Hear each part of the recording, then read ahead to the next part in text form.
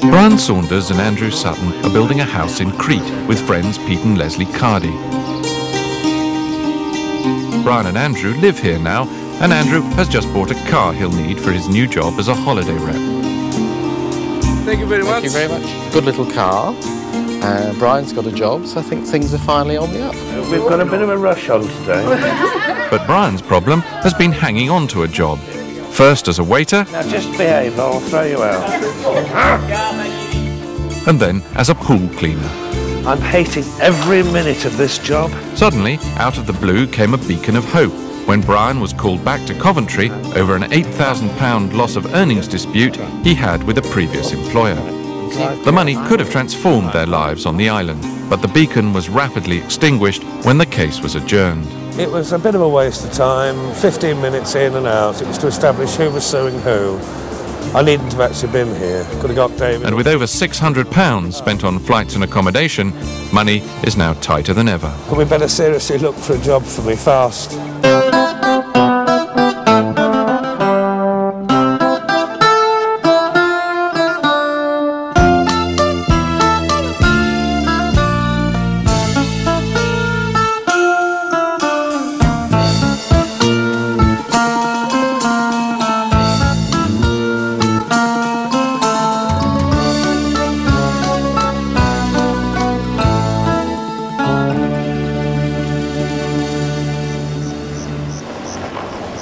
The inconclusive outcome of the court case has been a blow for Brian and Andrew. But Brian's 5 days away back in Coventry have affected him in more profound ways too. I'm missing Coventry, which I didn't think I would so quickly. Mum and Dad are at the end of the phone, but 2,500 miles away. Your brothers are in the same boat. I just sort of feel we're on our own.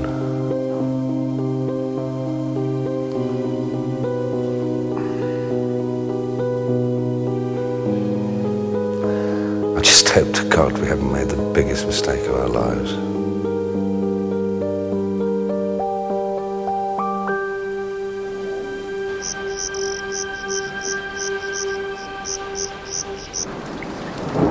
Next morning, the air of depression at the villa is not helped by the bad weather.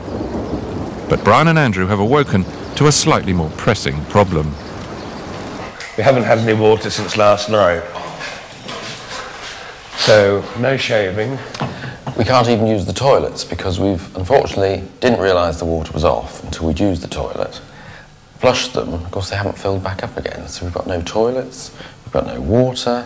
The only tap we found that works is a tap that's outside the other house, for which we haven't got any keys. We need the toilet. We desperately need them too. We've got a hose pipe, which we think will stretch from the other villa, and we can fill the cistern up. Any joy? I can't get the lid off the top of the toilet. It's well and truly fitted. Well, you must be able to get into it somehow. 24 hours without a moment, as I call it, is going to cause some problems later on. No. Doesn't it just lift? No. Does the metal... That doesn't unscrew either. Well, you'd have to use a bush or something. Bucket and chuck it? Yes. Morning. It's the pump, Morning, is it? Jerry. Fortunately, Brian has made a valuable friend through his attempts to get work. His neighbour, Jerry, is a part-time builder and handyman, and he recently gave Brian a day's trial. Jerry's lived in Crete for 4 years, so he knows his way round, and he's brought with him local plumber Manolis. So what we're going to do is turn all the water on and see if we can get one of the pumps working, or two. Right. We're very lucky that we have got a neighbour like Jerry. Not only are we just renting here, this is actually not too far from where we're going to live, so actually Jerry is going to be one of our actual near neighbours. So it's excellent to know we have such a handyman close to home. Within just a few minutes, Jerry and Manolis have fixed it. Oh, first hand wash since yesterday.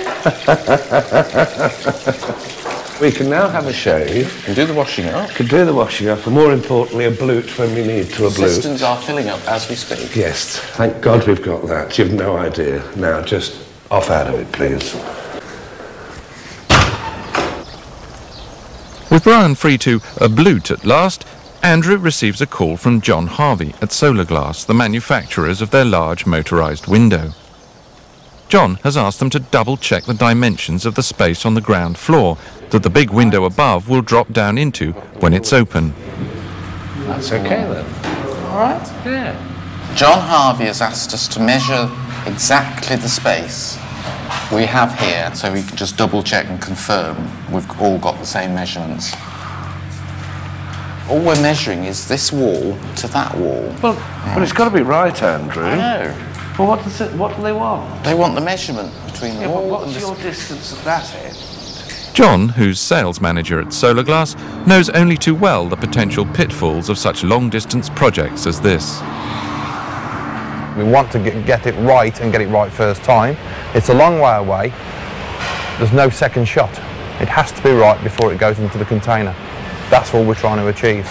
We want the maximum No. distance. From the end of the pillar to where your finger is, how many inches or thingies? Just let me start in this corner. Right. And then you could... In fact, you have that end. And I'll have the fixed end. John's desire to have everything double-checked is born of his well-worn experience in dealing with Brian and Andrew. As project managers, Brian and Andrew aren't the best. They have their own visions, they have their own suggestions on the way it could be built and the way things can be seen at the end. But to follow it through as project managers, they haven't got the skills. 184. Right. Or 4. This is exactly. It has to be right. 468. 184. It was to there. Right. Unfortunately, information from Brian and Andrew is scant, sporadic, and not complete. So, we can give him those measurements. Let's hope we've got the same figures. Well, he'll soon tell us if we haven't. I'm fairly confident. As well as worrying about work on their new house and Brian's uncertain job prospects, he and Andrew must also attend to the needs of their 2 dogs and 3 cats. I bet they're bursting. There's nobody working. Perhaps the dogs have felt neglected of late, because today they've prepared a special surprise for their owners. Bloody hell. Bloody. Get inside. Go on, in. In. With money already tight from escalating costs on their house build, this is an expense they could do without. That is so awful. Is that you? Oh, yes, it is. Look. Yes. Guilty look. Guilty as Slink. charged. Look at it. And it's... Well, it's not a day. They've been left for 8 or 9 hours sometimes, and they've been fine. But all of a sudden, they've seemed to attack the sofa. It's about £200 worth of damage. Might be more. Telling me. Replacing the sofa will cost them more than 3 times all the money Brian has so far earned in his various unsuccessful jobs. So the first bit of furniture we buy in Crete is for somebody else. But it's not just the dogs who are bored and frustrated. Until the container arrives holding all their possessions and furniture, there's very little for Brian to do. It should have been here a week ago, and Brian seems to be going ever so slightly stir-crazy.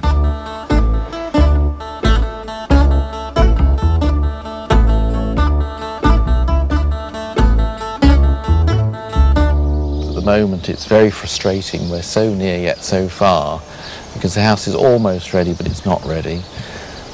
Our our possessions are almost here, but they're not here, and it's sort of, we're just in a waiting game at the moment. I mean, as I say, I'm fortunate I've got something I can do. Brian is getting very bored because he hasn't.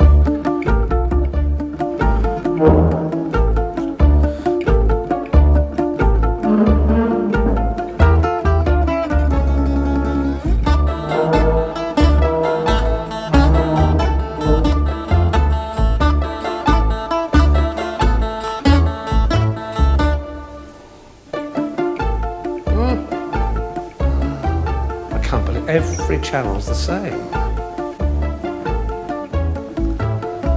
Hello, how are you? I am so bored I could scream. You're bored still? No, we need to find you something to do. I'm perhaps going to take the dogs for a walk. Well, there'll be plenty of things to do once we're in the house. I mean, where the hell is the container? Well, I was going to say, we don't know where the stuff is and when that's going to arrive yet. Well, at least when we've got the container here, we can look at things. I mean, it could be lost on the high seas for all we know. Well, we haven't heard of any shipwrecks, have we? Once that's here, we'll have all our possessions, we'll be in our house, we'll be fine. Without their possessions to occupy them, the whole family are now getting very restless. So Brian and Andrew head off to the local bar, where Andrew calls the shipping company to try and track down the stray container. Yes, hello, Sylvia. We have a container due in, name of Sutton and Saunders. We were expecting a call. From London, yes. Going via... It's not going via Athens. Right. You've no specific dates yet when it's arriving here. Right. If you can chase it and let us know, because we are a bit concerned. It'd just be nice to know where our worldly goods are. Okay, bye. I think the word is lost at sea at present. If the whole container ship had gone down, I'm sure we'd have heard something. Even picking it up on the Greek television we've got up at the villa, we'd have seen a picture of a ship going down in the Med. So I don't think that's happened to it. Well, joking aside, at this moment in time, nobody knows where it is, and it's almost as though the cards are stacked against us. If it doesn't turn up, it's a bit of a catastrophe.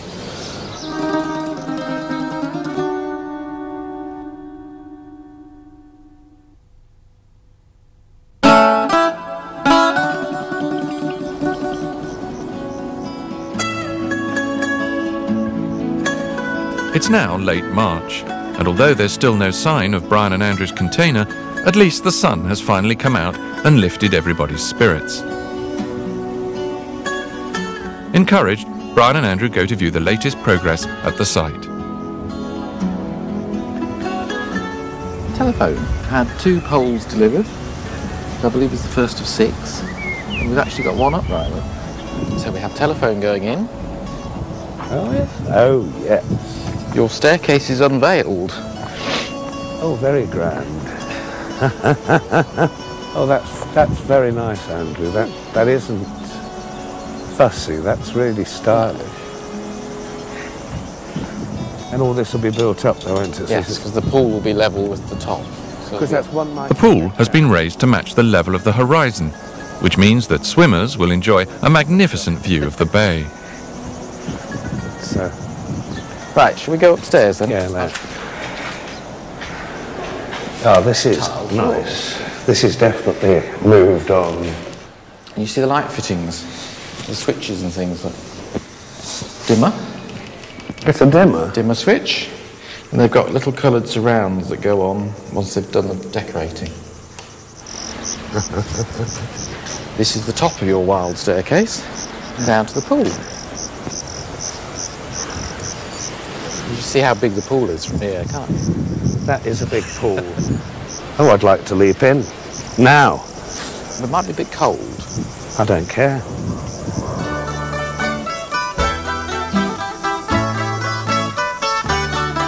Much encouraged by the good progress at the house, Brian and Andrew return to the rented villa, where a visitor they'd been dreading arrives.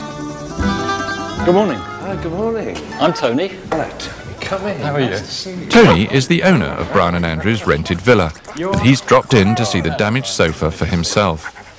What he's too polite to say is that he's not a great lover of dogs. In fact, they make him very nervous. What's happened to the sofa? They had a small accident with the mattress. Oh, so, I don't like Greek dog food, obviously. to be honest with you, I think it was boredom. Right. And the blanket's gone as well. Yes.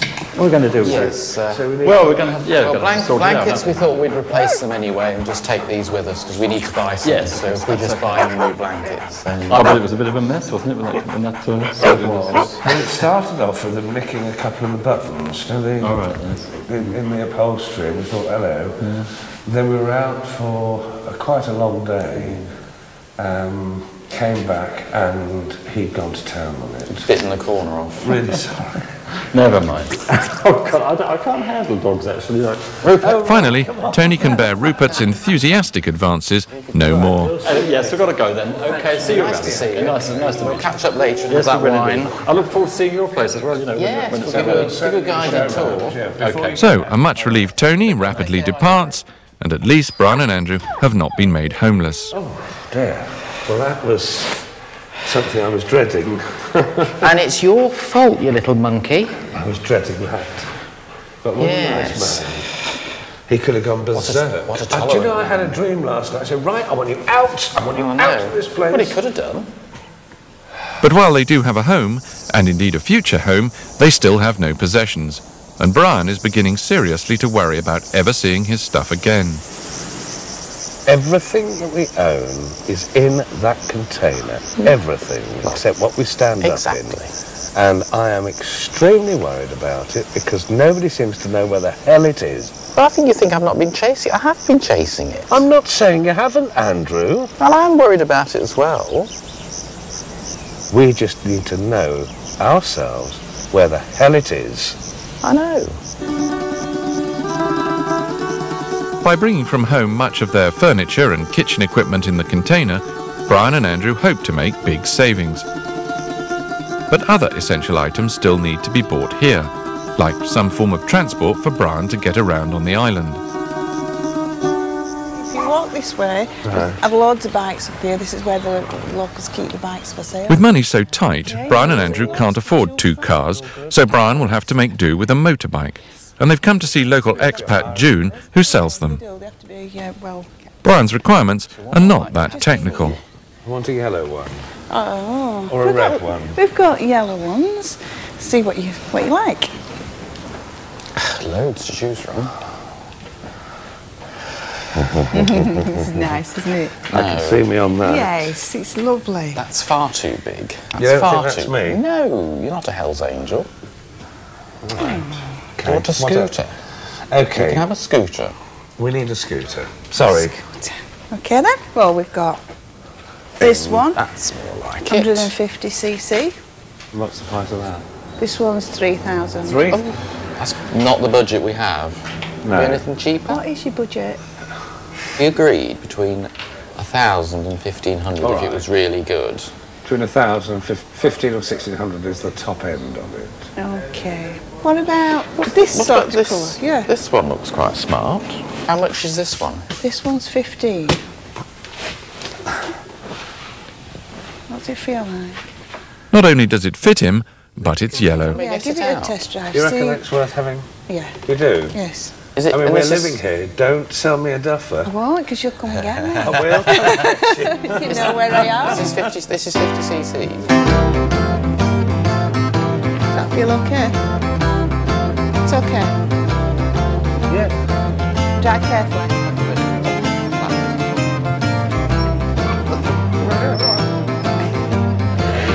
Hang on! Remember which side you should be on.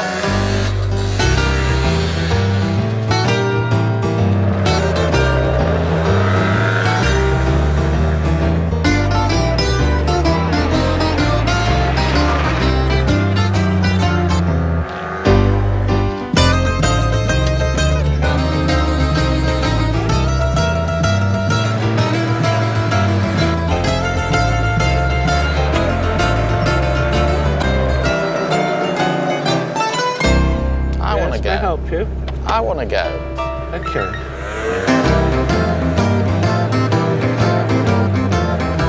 The scooter has passed both Brian's rigorous road test and Andrew's price check, and so it's duly purchased. But later that day, Brian and Andrew receive yet another call from the window manufacturers in Coventry. 2350. This time, John wants them to That's right, recheck the 235. dimensions of the upstairs opening. You want the width as well? Right, hang on a minute. This is internal. Yes, 424. That's the inside edges. Okay? That's all you need, is it? Right.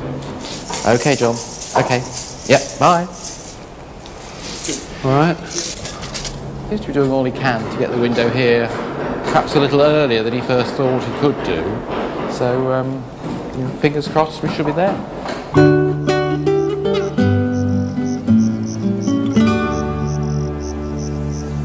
Yes, Sylvia. Thank you, yes. Will do, thank you. Bye. Early next morning, Andrew receives a call with news about their container. Guess what? More bad news. No, that was Sylvia. Well, you know the container was missing. Yes. And they've been searching the Med for it. Yes. From one end to the other. Yes. You know where they didn't look? Heraclian. It's already here. Is it? Somebody had forgotten to tell them it was here. So they've been searching the Med for a ship that's already been, gone and left its load, and it's sitting in Heraclian waiting for us. Or for them, not us. That is brilliant. Really, really good news. It is, isn't it? It is. It's sort of, we've been stuck in limbo while they've been trying to find it, because without certain things we can't get the house finished and move in. Now it's actually turned up and they've got it, we can get those bits, we can get on, get the house finished, then get everything else delivered and then move in. It's all falling into place at last. The jigsaw is almost complete. But the jigsaw is still missing a crucial piece. Back in Coventry, Brian and Andrew's measurements have been fully analysed, and the results are alarming. It was given originally, so. As you can see, we've got a measurement of 4250 on his drawing. On our drawing, it shows a measurement of 4500. So we've got about an 8-inch discrepancy in between the size increase and the size that we should have. As we stand, this window will not fit in that opening. It's unbelievable. They've built it incorrectly compared to what we went through pre-Christmas on all the design phase. There's been no communication between what we had to do to make it work and what had to be built to allow us to make it work. The only solution now would seem to be to make modifications to the structure of the house, because it's too late to make adjustments to the window and its complex machinery. We just haven't got the time to do it. No, we'll put more effort into it, we'll put more resource onto it. There's more nighttime working, there's more weekend working, but there's only now one weekend left that we can use to pull this back. We've got to make it, test it, ship it, all in the matter of 2 weeks. And if Brian doesn't get his finger out and say he can give us this opening, then there's no point sending the window. Yeah. The job's off. In the next programme, Brian and Andrew finally get to meet their long-lost container face to face. They're going to unload the whole of this container. It's absolutely vast. And Brian wants to make a few additions to the family, but Andrew needs convincing. Goats and chickens fine, pigs no. Okay. Absolutely not. Yes, they are quite full. I'll get the hang of it. Unknown to Pete and Les, Brian and Andrew start to investigate the money they could make by renting out the downstairs area. It would be possible. It would be possible. Then Brian hears that his window won't fit the space that's been built at the house. Shattering blow. So near and yet so far. And Michaelis the architect is reluctant to change his design. You can expect from me to adjust and put it over here like nothing happens. And we are talking about tons. Yet again, Brian faces the prospect of losing his beloved window.